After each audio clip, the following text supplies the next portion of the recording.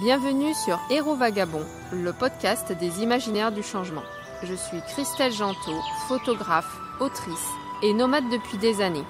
Aujourd'hui, j'anime ce podcast avec mon cohabitant Thierry Chan Le Brulet, photographe qui vit dans un camion roulotte. Pour ce premier épisode de Héros Vagabond, nous avons envie de partager avec vous nos débuts d'artistes en voie de professionnalisation. Dans une semaine, nous participons à notre première exposition artistique à la galerie Anne Classe à Château-du-Loir. Et vous allez voir, nous avons eu des péripéties et des émotions contradictoires. Donc déjà, depuis combien de temps est-ce qu'on fait de la photographie ? Bon, je dirais une bonne dizaine d'années. Alors moi j'ai découvert la photographie quand j'avais une vingtaine d'années. J'en ai 53 petites cette année. J'ai abandonné pendant un certain temps parce que l'argentique a développé, ça coûtait cher et je n'arrivais pas à évoluer. Je m'y suis remis quand le numérique est arrivé, mais j'ai été déçu de la qualité des photos au tout début du numérique. Et je m'y suis à nouveau remis après avoir rencontré Christelle. Ça m'a donné envie de reprendre des photos et là j'ai été étonné des progrès que le numérique avait fait. Donc je suis passé par plusieurs marques. Et Christelle m'a amené chez Fuji. Et donc là, j'ai vraiment trouvé une marque qui me convient tout à fait. Et donc on est tous les deux chez Fuji. Donc j'ai commencé la photographie vers 2015 sur un bridge Panasonic. Ça permettait vraiment de découvrir la photographie sans prise de tête. J'ai jamais été vraiment très douée pour la partie technique. Même si je maîtrise maintenant la technique, mais c'est vrai que j'avais plus tendance à privilégier le ressenti des scènes, à vraiment la technique. Puis voilà, à force d'apprendre sur le tas, en fait c'est venu quand même très vite. Et en 2017, on a participé à un concours photographique à Verniette. Tu t'en souviens ? Sur les monuments en Sarthe. Oui, sur le patrimoine de Sarthe. Ouais. Très beau souvenir. On a voulu participer à ce concours et en fait, nous on n'a pas toute une banque d'images en se disant tiens, s'il y a un concours qui se présente sur tel thème, on aura bien ce qu'il faut dans les ordinateurs. Ce qu'on aime, c'est faire des challenges, c'est-à-dire que là, ce concours était sur le patrimoine de Sarthe, donc on a sorti les appareils photo. Et on a sillonné la Sarthe pour trouver des lieux qui nous plaisaient. On en profite pour se promener, pour visiter. Et entre autres à Château-du-Loir, donc là on va exposer, il y a une des dernières rotondes de France. C'est là où on amenait les locomotives et après il y a une espèce de gros tourniquet qui permet de les tourner face au portail où ils doivent aller pour l'entretien et réparation. La rotonde ferroviaire de Montabon. Voilà, de Montabon, c'est pas de Montval, c'est de Montabon. Juste à côté. Voilà, cette rotonde d'ailleurs qui a gagné un prix au loto du patrimoine, ce qui leur a permis de rénover toute la toiture, ce qui est monumental. Et on a fait une photo de celle-là, moi j'ai fait une photo d'église et puis une autre. Et puis toi, tu avais fait pareil, une photo d'église là où il y avait un petit port. C'était à Sablé. À Sablé-sur-Sarthe, j'avais fait une maison seigneuriale et autrement un pavillon à la flèche. Voilà. Et donc toi, tu as avec ces trois photos, c'était un triptyque, un trio qui t'est demandé. Toi, avec ces trois photos, tu as gagné le 3e prix. Moi, j'ai eu le plaisir et la surprise de gagner le 1er prix. Donc pour une première expérience d'exposition semi-pro, on a été vraiment ravis. Parce que donc, le jury était composé de professionnels de la photographie et il y avait aussi le vote du public. Donc pour nous ça a été important et très intéressant parce que là on avait vraiment un jugement de professionnels et donc notre travail a été reconnu. Et ensuite les photographies ont voyagé dans différents lieux dans la communauté de communes de Sillé-le-Guillaume, dont fait partie Verniette. Et ça nous a vraiment fait prendre conscience de la qualité des photographies que nous faisions. Et on avait déjà l'idée de nous professionnaliser, mais là ça a vraiment été le déclic, le déclencheur. Tout à fait. Et par contre, la suite a été beaucoup plus difficile. Oui. Parce qu'on ne savait pas en fait comment nous professionnaliser. Donc on a essayé ce qui semble le plus accessible, c'est-à-dire Internet. On a participé à d'autres concours photos, mais on n'a pas eu le même succès, la même chance qu'à celui de Verniette. L'année suivante d'ailleurs, on avait fait partie du jury à Verniette, je me souviens, en 2018. En tant que gagnant, oui, on avait l'opportunité de faire partie du jury. C'était une belle avec expérience. tous les autres membres du jury. Du coup, on ne pouvait pas participer. Enfin, si, on aurait pu participer, mais hors concours. Mais ça a été une expérience très intéressante, enrichissante. Ça a permis de voir l'autre côté. Par contre, oui, pour la suite, ça a été beaucoup plus compliqué. On a essayé donc d'être sur différents sites comme Art Majeur, etc. Et vraiment, au bout de 2 ans, là, on s'est vraiment découragé. On n'avait pas de résultats vraiment satisfaisants. Voilà, faut dire ce qui est.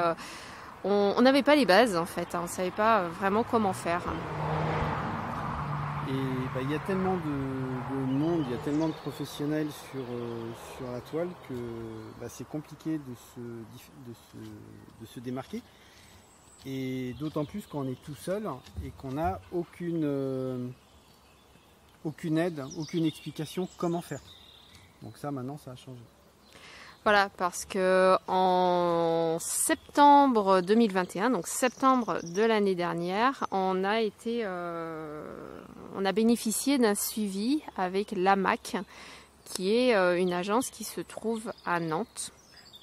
Et eux, vraiment, ils nous ont apporté toutes les bases qu'il nous fallait.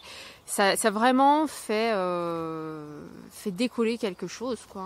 Oui. C'est vraiment ça. Il y a des journées d'information, donc pour nous, c'est vraiment des formations. On y apprend le droit d'auteur, on y apprend quels sont les différents acteurs du monde de l'art. Et puis à faire un CV artistique, à rédiger sa démarche artistique, à rédiger sa biographie, à faire un portfolio. Oh non, sérieusement, on ne savait même pas qu'il fallait faire un portfolio, quoi. Oui. On arrivait de très très loin.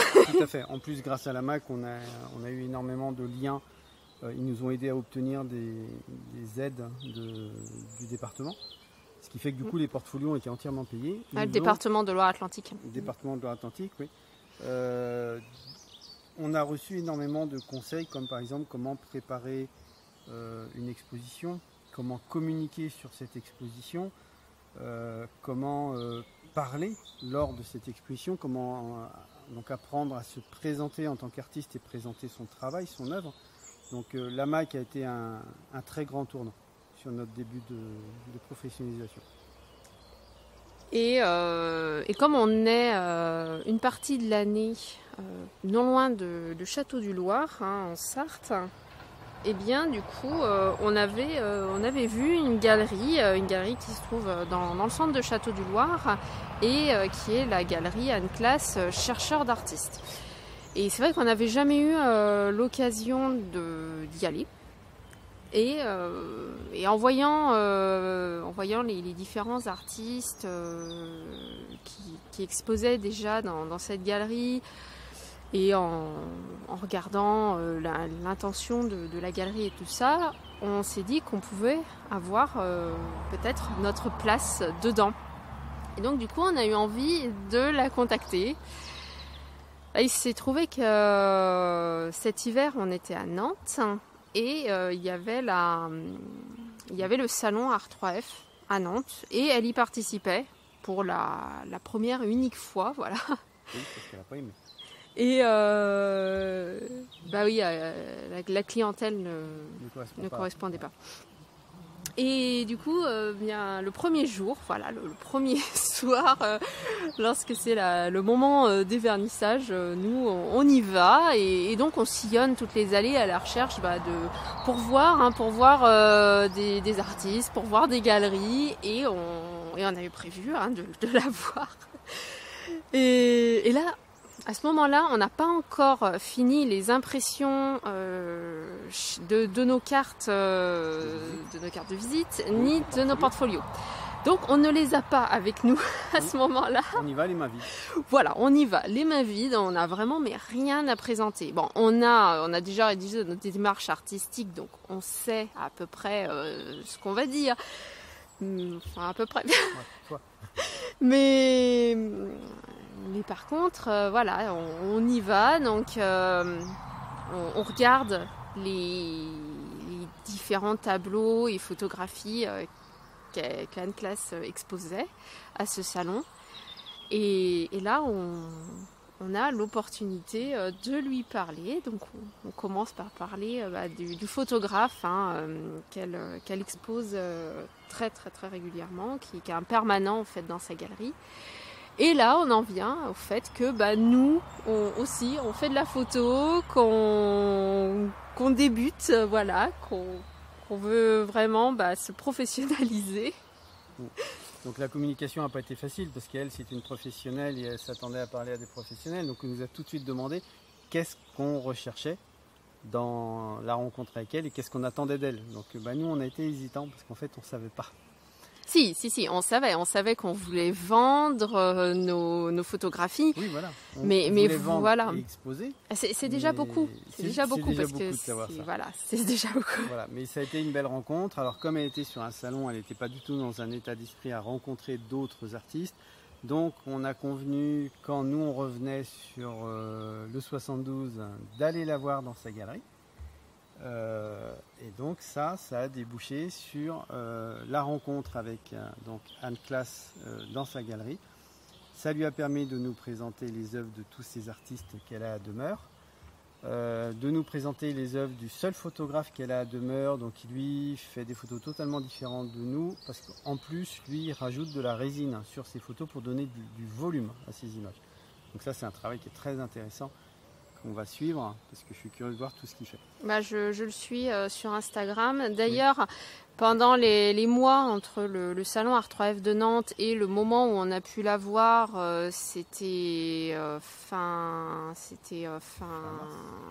avril, début mai même. Hein. Ouais, même début mai. Et pendant tout ce temps-là, j'ai envoyé les portfolios pour qu'elle se rende compte de ce que nous faisions. Oui. Et on a gardé contact sur les réseaux sociaux. Et donc on est allé la voir à la galerie, donc elle nous avait dit qu'elle avait bien étudié nos portfolios, qu'elle trouvait ça très intéressant, parce qu'elle n'a pas de ce type de photographe dans son panel d'artistes. Et ça nous a surpris lors de la première fois, on y a repensé après, mais en fait, plusieurs fois, on est resté une bonne heure et demie. Bon, je pense. Hein. Une bonne heure et demie, voire 2 heures. Et en fait, plusieurs fois, elle nous a dit, au début, elle nous disait, j'aimerais bien travailler avec vous. Et à la fin, c'était carrément, je veux travailler avec vous. Donc ça nous a énormément enchanté, parce qu'en tant qu'artiste débutant dans le début de la carrière professionnelle, j'entends, c'est très compliqué de rentrer dans une galerie privée. Hein. Privée, on entend une galerie privée. Pas une galerie associative. Non, ça c'est beaucoup plus simple. Donc une galerie privée qui permet entre autres d'être cotée en tant qu'artiste, de coter les œuvres. Donc c'est très compliqué. Et donc dans ces cas-là, c'est plutôt l'artiste qui vient demander à la galerie, est-ce que vous pouvez m'accepter ? Mais en fait là, on a l'impression qu'on est totalement dans la situation inverse où c'est vraiment la galeriste qui nous veut. Bon, donc après, on a fait la démarche d'aller vers elle, mais oui, voilà, c'est ça. Comme je dis toujours, les planètes étaient alignées. Hein. Oui, et on a eu beaucoup de chance quand même, parce qu'il y a beaucoup d'artistes qui attendent des années avant de pouvoir, voilà. Et il faut savoir qu'il n'y a que 20% des artistes qui sont exposés en galerie privée. Oui. Voilà, les 80 autres pourcents, ils ne sont pas dans des galeries privées, donc soit par choix, parce qu'ils n'ont pas envie, soit parce qu'ils n'ont pas trouvé. Voilà, ils sont soit en galerie associative, soit ils exposent par eux-mêmes dans des lieux privés, dans des commerces, dans des lieux... dans des lieux communaux, publics, des choses comme ça, mais oui, c'est très compliqué. Et il faut savoir que pour une galerie, le monde des galeries ne va prendre en compte l'œuvre d'un artiste que s'il a exposé dans une galerie privée. ils prennent beaucoup moins en compte les artistes qui exposent que dans des galeries associatives. Ça n'a pas le même poids sur le CV. Voilà, c'est deux mondes différents. Donc c'est vrai que nous, on a vraiment envie de travailler avec cette galériste. Hein, oui. Et elle nous a parlé du salon artistique qu'elle organisait du 25 juin au 5 juillet. Du 21 juin, pardon, au 5 juillet. Et là, bien, on avait tout à fait envie d'y participer. Le truc, c'est qu'on avait un mois pour sélectionner les photographies qu'on allait exposer, les faire imprimer, les réceptionner, faire les certificats d'authenticité, etc. Et le problème, c'est qu'en même temps, pour le mois de juin, on avait déjà bouclé tout notre programme. Normalement, on était prévu d'être à Nantes et pas du tout en Sarthe. Et en plus, c'était vraiment un programme qui était bien chargé déjà. Donc c'est vrai que je ne sais pas comment toi tu l'as vécu au début quand tu as su que tu allais participer, mais moi avant d'avoir vraiment finalisé les documents, sélectionné les photos, finalisé tous les documents et lui avoir remis nos documents comme quoi on participait, j'étais assez incrédule. J'avais vraiment pas l'impression que c'était réel, quoi. J'avais vraiment ce côté, comme si c'était un rêve et que j'allais me réveiller en fait.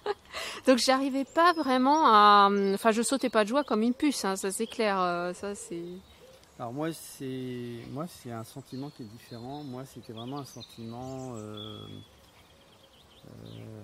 comment l'expliquer, c'est quand tu souhaites quelque chose et que ça y est, enfin on vient de t'annoncer, c'est confirmé. Donc c'est quelque chose où j'étais vraiment enjoué. Et pour moi, clairement, ça allait se faire. Et j'ai pas mesuré à ce moment-là l'ampleur du travail qui nous attendait dans un délai extrêmement court. Comme tu as dit, sélectionner les œuvres, les faire imprimer, les réceptionner, les contrôler, les signer, mettre les titres, de ton côté faire les certificats de sécurité. D'authenticité. Et tout ça en quelques semaines. Donc ça a été un peu la course au niveau de l'imprimeur et surtout au niveau de la réception. Ah ouais, là ça... Parce que nous on pouvait recevoir qu'à un seul endroit, donc qui est à côté de Château du Loir. C'est le seul endroit où nous pouvions recevoir. Et donc on avait prévu d'être à Nantes, donc on s'est retrouvés à faire énormément d'allers-retours entre la Sarthe et la Loire-Atlantique, ce qui n'est pas facile, ce qui engendre énormément de fatigue, sans parler des frais de carburant, etc. Les rendez-vous que j'avais, que je pouvais décaler, j'ai essayé de les décaler, de les regrouper, ça a été un vrai Tetris quelque part. Non, ça a vraiment été compliqué. Et puis, moi, j'ai pas eu de soucis pour réceptionner mes œuvres. Je les ai eues finalement assez vite. Au bout d'une semaine, ça, c'était fait. Mais par contre, toi, avec le pont, il y avait le pont. Et du coup, ça a beaucoup... Toi, ça a retardé. Et t'as pas réussi à repousser la livraison. Et c'était un jour où on était à Nantes, comme par hasard. Oui. On était dans la formation AMAC alors moi j'avais envoyé un mail qui disait que en cas d'absence, il laissait un papier dans la boîte et relivrait d'office le lendemain. Donc la livraison était prévue comme par hasard le jour où on était en formation à l'AMAC. Donc moi je me disais pas de souci, ils se présentent, il n'y a personne, ils repartent et le lendemain comme on aurait été sur place, on réceptionnait les œuvres. Et pendant la formation, je reçois un mail, livraison effectuée, client vu. Sachant que le voisin, lui, n'était pas là non plus ce jour-là. Et là, j'ai commencé à avoir peur en me demandant chez qui et à qui ils ont donné les photos. C'était une valeur de plusieurs centaines d'euros. Et donc, en fait, c'était un quiproquo, le livreur n'ayant pas eu connaissance du mail comme quoi nous n'étions pas là.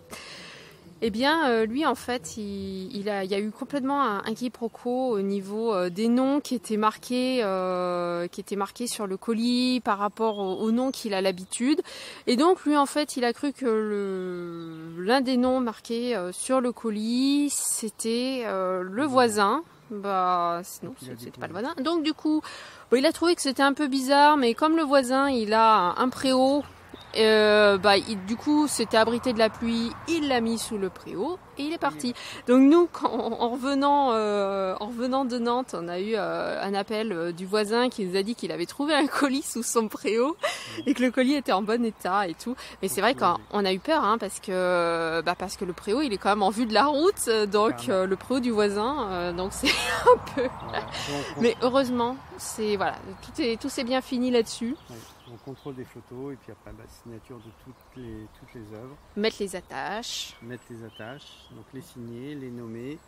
Mettre les petits hologrammes. Voilà, les remballer et tout est prêt pour le 16 pour pouvoir amener à la galerie nos œuvres et lui montrer et discuter avec elle le sens d'exposition. Puisque nos œuvres sont conçues pour se parler en fait. Et puis raconter des anecdotes par rapport aux photographies, surtout qu'il y en a il y en a plusieurs qui font partie d'une toute nouvelle série que tu fais sur les reflets. Ah, les reflets inversés. Oui, les reflets inversés. Ouais, les reflets inversés, c'est inverser des photos pour le message faire passer. C'est quand on prend une photo avec un reflet dans un lac par exemple, en fait la réalité est au-dessus. Qu'on voit réellement, et le reflet dans l'eau, c'est la réalité modifiée. Et moi, mon idée, c'est d'inverser la photo pour que le reflet, en fait, il soit en haut. Le message de notre société nous dit « Ah, vous avez vu notre pays, comment il est beau, etc. » En fait, ils essayent de nous faire croire que ce qu'on voit dans le reflet, c'est la réalité. Et en réalité, quand on regarde en haut, c'est beaucoup moins joli. C'est troublé. C'est pas net.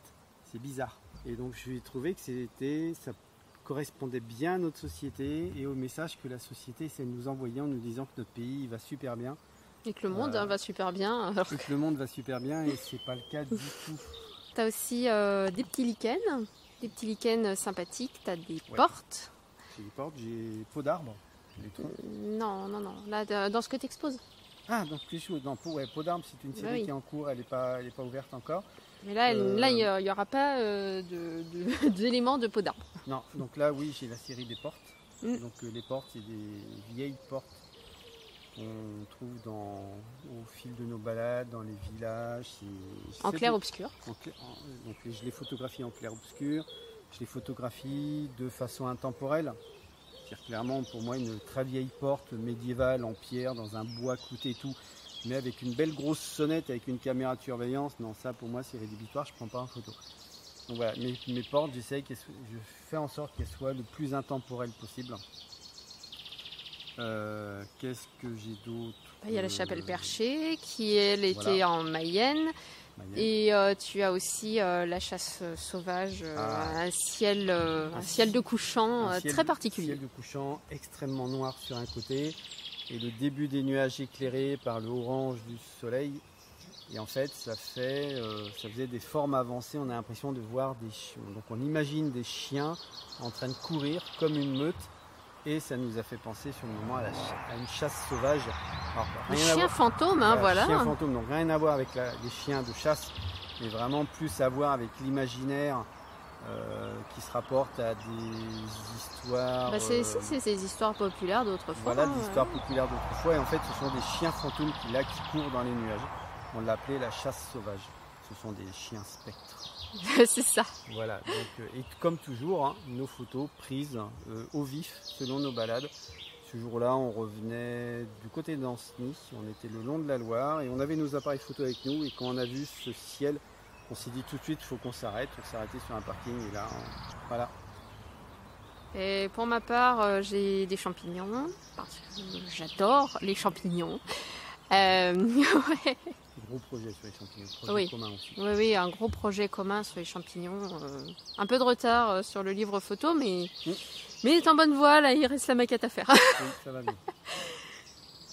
Et puis, autrement, j'ai une goutte d'eau dans laquelle on voit les reflets. J'ai des bizarreries, voilà, plein de bizarreries, parce que j'adore photographier des trucs bizarres. J'ai une Irwin, une Irwin campagnarde avec des beaux jeux d'effets de fenêtres dedans. Donc voilà, deux séries de photos, on va dire hétéroclites. Donc toi tu en exposes 8 et moi j'en expose 9. Oui. Donc on verra comment sa communauté réagira, s'il y a de bons retours, c'est un premier test. Maintenant on est très content d'y participer, voilà, on est enthousiaste et on a aussi un petit peu d'appréhension par rapport au vernissage qui se tiendra le 24 juin. Puisque le salon artistique se tient donc du 21 juin au 5 juillet de cette année à la galerie Anne Classe Chercheurs d'artistes à Château du Loir, enfin, qui s'appelle aussi Montval-sur-Loire maintenant, en Sarthe. Vous êtes les bienvenus si vous souhaitez découvrir nos créations. Merci pour votre écoute. Si vous avez aimé cet épisode, n'hésitez pas à le couvrir d'étoiles, à laisser un commentaire et à le partager autour de vous. Vous pouvez nous retrouver sur Instagram @clair ou obscur pour suivre notre parcours artistique. Passez une bonne journée ou une bonne soirée, prenez soin de vous et à mercredi prochain.